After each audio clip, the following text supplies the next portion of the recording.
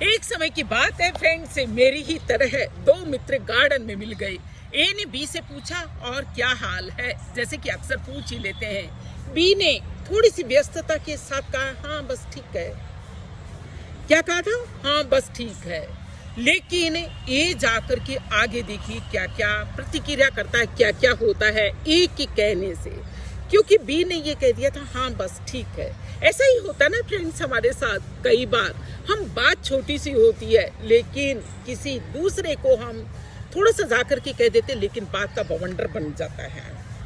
देखिए ए ने जाकर के, ए मिला बाहर जाकर के सी से।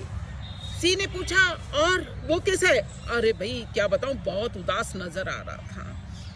वजह बस पता नहीं, थोड़ा सा उदास था। सी जाकर के मिला डी से। डी ने कहा और भाई गुप्ता जी के हाल मत पूछो, क्योंकि मुझे शर्मा जी ने बताया था कि उनके हाल अभी ठीक नहीं है। हुआ होगा खैर कुछ, और इस तरह से ई तक बात पहुंची। अरे भाई उसके यहाँ तो बहुत अभी उथल पुथल मच रही है जीवन के अंदर, सब कुछ ठीक नहीं है, बहुत गड़बड़ है बेचारा, यानी जिसका कोई चारा ही नहीं है। अब D E F G H तक वो लोग पहुंच गए, और एच ने तो क्या कहा, बहुत जल्दी गुप्ता जी जो है जाने वाले हैं। गुप्ता जी को बहुत बड़ी बीमारी हो गई है, गुप्ता जी के घर में सब कुछ ठीक नहीं है।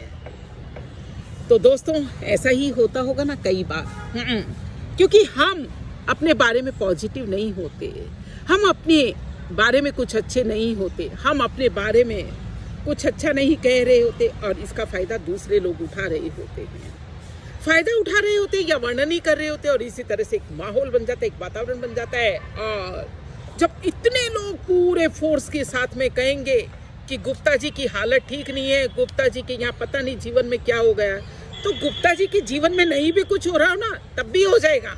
तो अपनी परिवार की, आर्थिक सामाजिक संबंधों की, ये किसी भी प्रकार की आप कोई भी कमी कमजोरी बाहर बिल्कुल भी नहीं बताएं। एक तो ये शर्त रखें कि ठीक है जो हो रहा है ठीक हो रहा है, मुझे मेरे अपने आप में ही तो ठीक करना है।